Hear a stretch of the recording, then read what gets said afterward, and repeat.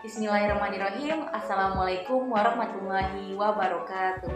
Perkenalkan, nama saya Rosyana Sri Wulandari, mahasiswi Universitas Islam Negeri Sultan Syarif Kasim Riau, Fakultas Tarbiyah dan Keguruan, Prodi Pendidikan Guru Madrasah Ibtidaiyah, dengan nomor induk mahasiswa 120108263331. Saya dari kelas PGMI 4A.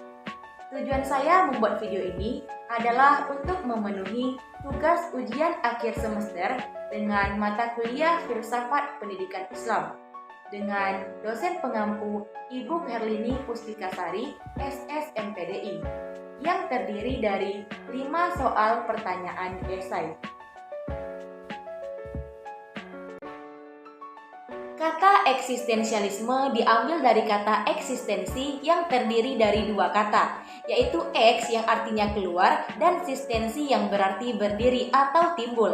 Secara bahasa, eksistensi adalah membahas tentang keberadaan manusia yang berdiri sendiri atau tanpa paksaan orang lain. Sedangkan secara istilah, eksistensialisme ini adalah aliran filsafat yang berpendapat bahwa manusia itu sadar terhadap keberadaannya sendiri, bahwa setiap manusia itu bebas dalam bertindak, menciptakan, memilih secara tanggung jawab. Eksistensialisme ini salah satu aliran filsafat yang meyakini bahwa kebenaran itu ada pada kebebasan dirinya dan menolak untuk mengikuti aliran, misalnya kepercayaan serta sistem. Sehingga menurut eksistensialisme ini, kebenaran itu bersifat relatif yang dapat berubah pada lain waktu. Karena setiap individu itu bebas memilih apa yang menurutnya benar. Jadi, tujuan filsafat eksistensialisme ini dalam pendidikan adalah menjadikan sekolah sebagai tempat yang memberikan kebebasan serta tidak mengekang atau membelenggu keinginan atau kebutuhan peserta didiknya.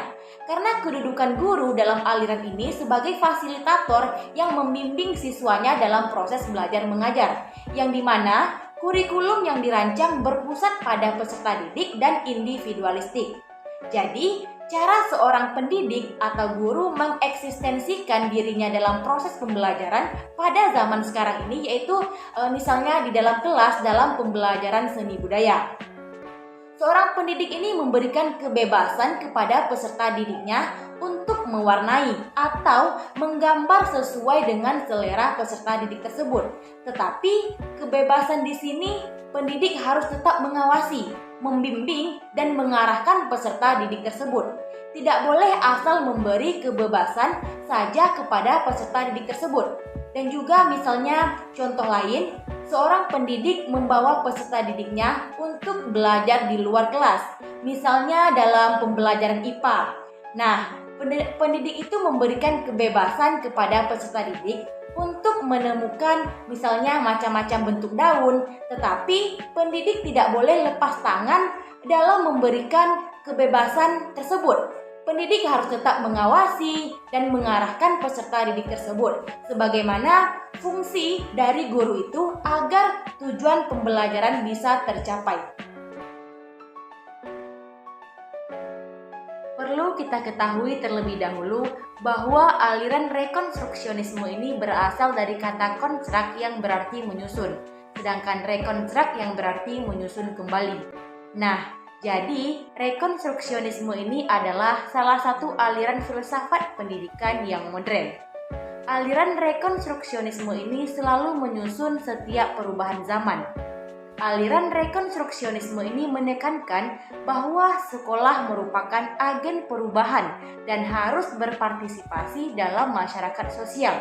Dalam hal ini, belajar adalah sebagai proses pembentukan ilmu pengetahuan dan muridlah yang berperan membuat pembentukan itu. Tugas guru hanya sebagai membantu agar proses konstruksi itu berjalan dengan lancar. Jadi, aliran filsafat rekonstruksionisme ini adalah aliran filsafat yang berusaha merombak tata susunan lama dan membangun tata susunan hidup kebudayaan yang bercorak modern.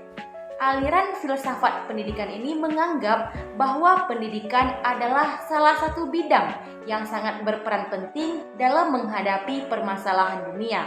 Karena dengan pendidikan, maka akan tercipta orang-orang yang berpikir dan memiliki pemikiran yang dapat mengubah dunia tersebut. Aliran filsafat pendidikan rekonstruksionisme ini menginginkan pendidikan sebagai agen utama dalam rekonstruksi sosial. Maksudnya adalah bahwa pendidikan ini diharapkan merupakan satu-satunya agen atau sumber utama pemegang tatanan sosial. Yang dimaksud di sini adalah peran pendidik dalam membawa peserta didiknya yang harus mampu berinovasi dalam memecahkan masalah. Kemudian, dalam aliran filsafat pendidikan rekonstruksionisme ini diharapkan guru memberikan kepada peserta didiknya untuk berpikir dan mengeluarkan semua pemikirannya. Sehingga guru dalam hal ini hanya sebagai fasilitator, namun juga harus memiliki keterbukaan yang jelas kepada peserta didiknya. Misalnya, ada peserta didik yang dirasa kurang tepat dalam memberikan argumentasinya, maka guru berhak melengkapi dari argumentasi peserta didik tersebut.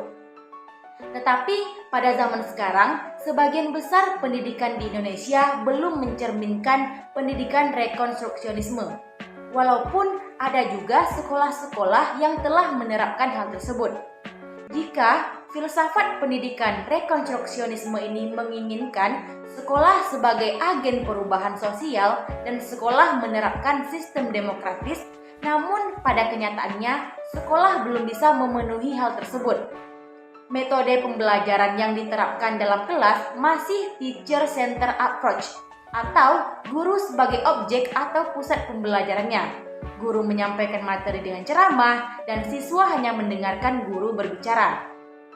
Dan guru pun tidak mau mendengarkan suara-suara atau argumentasi peserta didiknya, sehingga pembelajarannya tidak demokratis.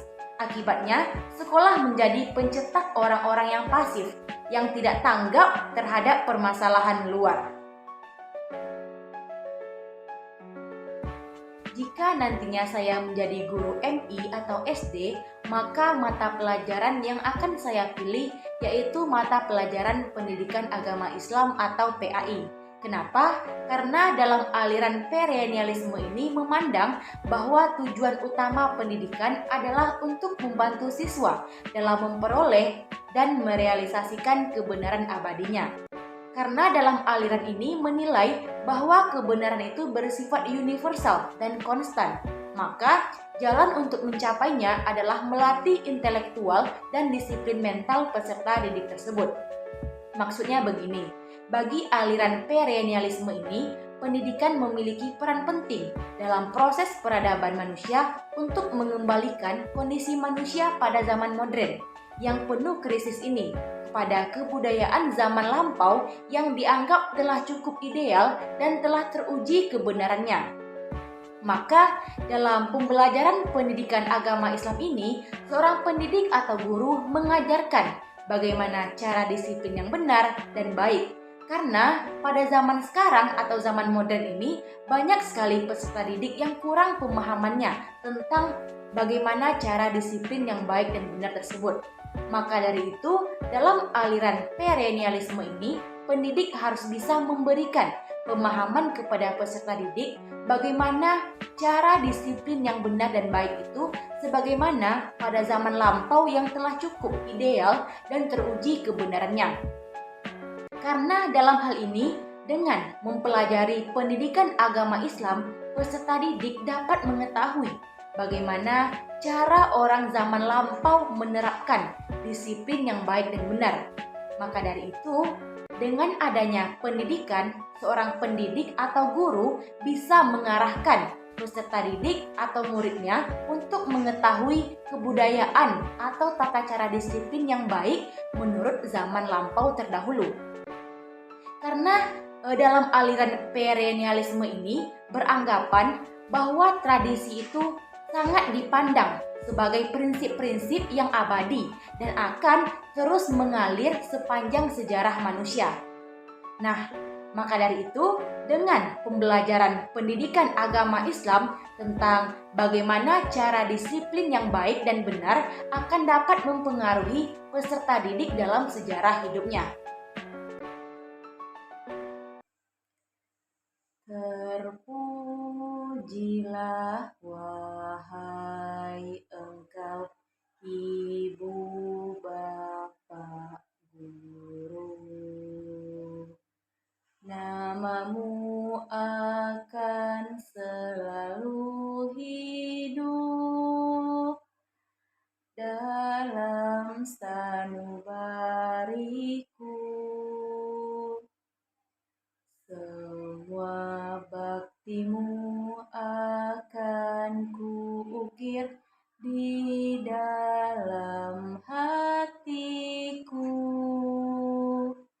sebagai prasasti terima kasihku untuk pengabdianmu.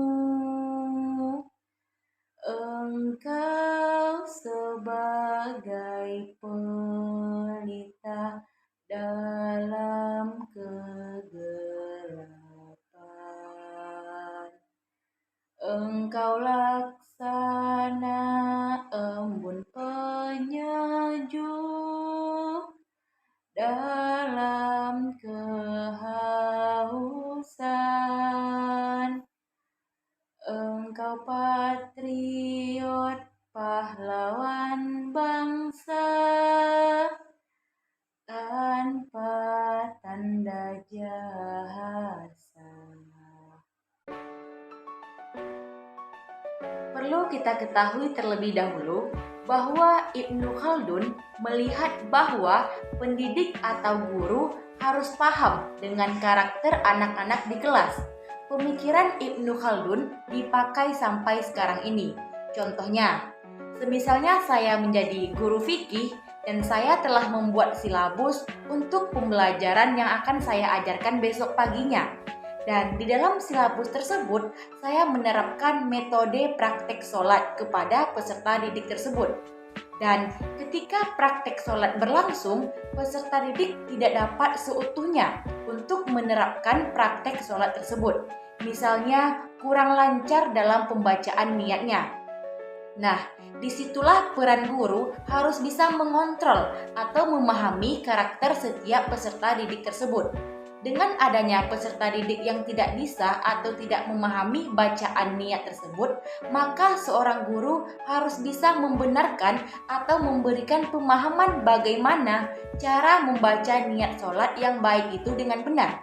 Maka dari itu, guru yang profesional harus banyak memiliki macam-macam metode yang diajarkan kepada peserta didik tersebut. Karena dalam pemikiran Ibnu Khaldun, metode mengajar adalah sebuah keahlian. Nah, pendidik itu harus mahir dan profesional yang akan bisa melahirkan metode secara spontan. Maka dari itu, pendidik yang profesional tidak akan kehilangan akal dalam memilih metode tersebut.